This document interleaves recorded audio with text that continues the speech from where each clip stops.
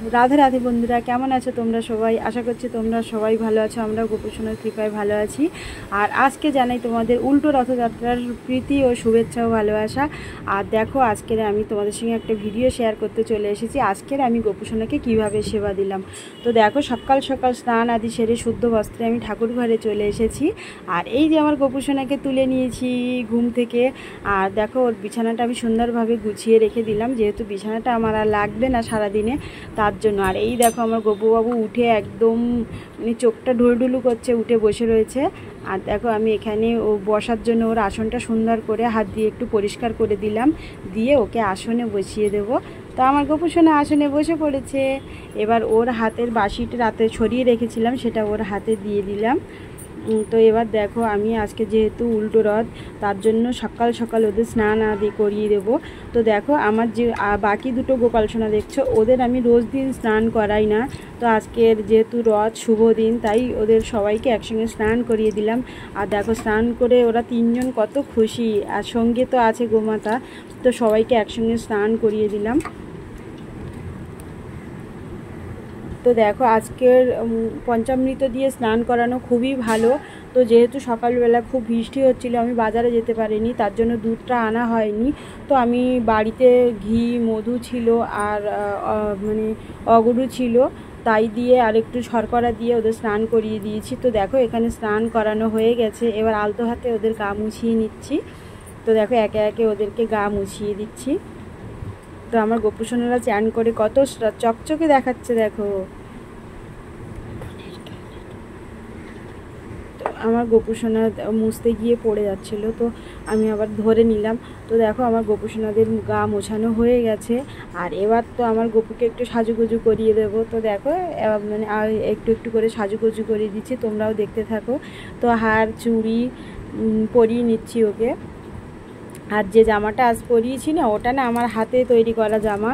তো আমি এখানে দর্জি একটা দিদি আছে, ওনার কাছ দিয়ে কিছু সিড নিয়ে এসে আমি না বাড়িতে হাতে গপুর জন্য কিছু ড্রেস তৈরি করেছিলাম। তার ভিতরে এটাও একটা, আমার খুব সুন্দর লাগে এই কালারটা।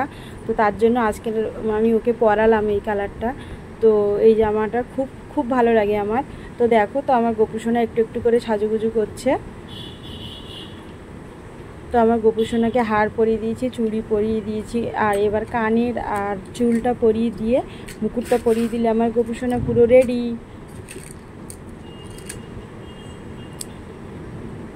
তো যেহেতু আজকের পুজো, একটু সাজুগুজু না করলে হয় না, তো আমি গোপুসোনাকে একটু সাজুগুজু করিয়ে দিলাম। তো গলার হারের সেটে আমি সাদা কানেরটাও ওকে পরিয়ে দিয়েছি। তো খুব সুন্দর লাগছে আমার গোপুসোনাকে এই কানেরটা পরে।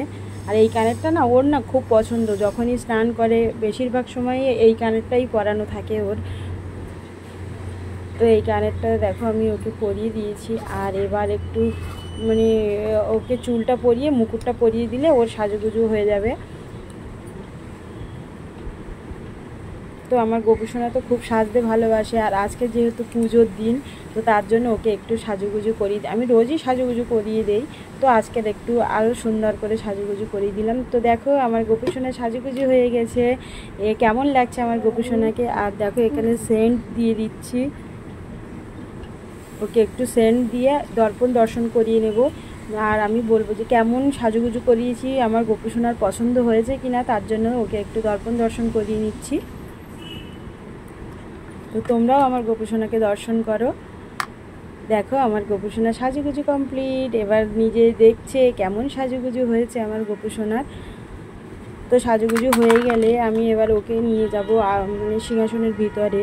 যেহেতু আমার জায়গাটা খুব ছোট, তার জন্য আমি ওকে বাইরে বের করে স্নান করাই। তো দেখো, আমার গোপুসোনার মানে সাজুগুজু দেখা হয়ে গেছে, কেমন সাজুগুজু হয়েছে।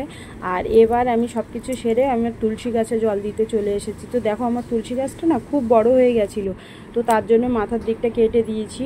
তুলসী গাছে জল দিয়ে আমি ঠাকুর ঘরে আবার চলে এসেছি। তো দেখো, আমি এখানে আমার যেহেতু জায়গা ছোট, একটাই ঘরের ভিতরে সব কিছু করতে হয়, তো আমি ঘরটার মুছে নিয়ে তারপরেই ঠাকুর ভোগ দেই। তো এখানে প্রসাদটা তৈরি করে নেব।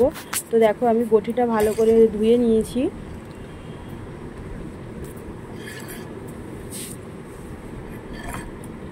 তো আমার যেহেতু ক্যামেরা ধরার লোক নেই, আমি নিজে নিজেই ক্যামেরা করছিলাম হাতে, ওই জন্য একটু এদিক ওদিক হয়ে গেছে। তো দেখো আমি এবার প্রসাদটা মানে বানিয়ে নিচ্ছি।